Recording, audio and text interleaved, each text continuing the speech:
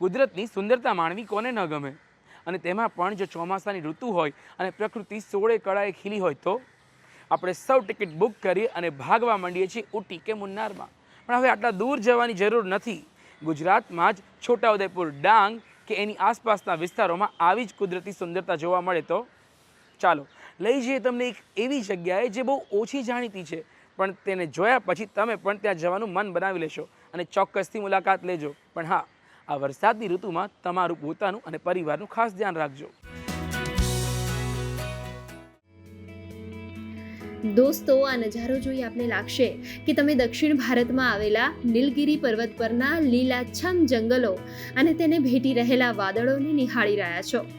પરંતુ એવું છે નહીં.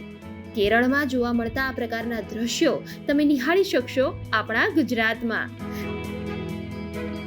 જી હા, ચોમાસાની ઋતુમાં નર્મદા, છોટાઉદેપુર જિલ્લાઓમાં નાના મોટા ધોધ, વનરાજી છવાઈ જાય છે અને સર્જે છે આહલાદક વાતાવરણ, જ્યાં પ્રવાસીઓ ચોમાસું શરૂ થતાં જ ટ્રેકિંગ, ફોરેસ્ટ ટ્રેલ, કેમ્પિંગ કરવાનો લાહો લેતા હોય છે. તો આજે તમને નર્મદા જિલ્લામાં ન જોયેલા આ પ્રકારના ઘણા સ્થળો વિશે જણાવીશું.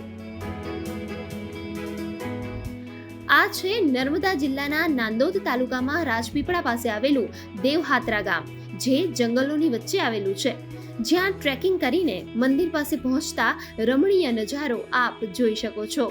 નર્મદા જિલ્લો જે છે એ ગુજરાતનો અંતરિયાળ જિલ્લો કહેવાય, પરંતુ કુદરતી સૌંદર્યથી ભરપૂર છે. અને જ્યારે પણ ચોમાસું આવે છે ત્યારે એના કુદરતી સૌંદર્યથી સોળે કળાએ ખીલી ઉઠે છે.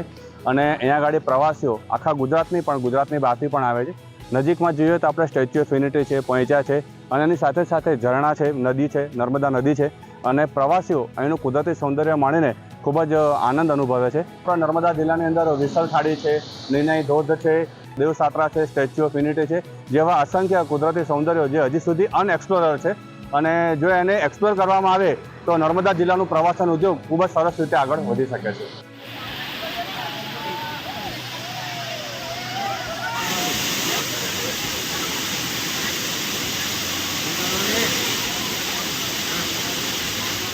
પ્રાકૃતિક સંપદાઓથી ભરપૂર એવા છોટાઉદેપુર જિલ્લાના નસવાડી તાલુકાના ધારસિમેલ ગામમાં જે 70 ફૂટની ઊંચાઈએથી જે ધોધ વહે છે એ ધોધ હાલ વહેતો થયો છે, જેને લઈને પ્રવાસીઓ જે છે પ્રવાસીઓ આ ધોધની મજા માણવા માટે દૂર દૂરથી આ ધારસિમેલ ગામે આવી રહ્યા છે.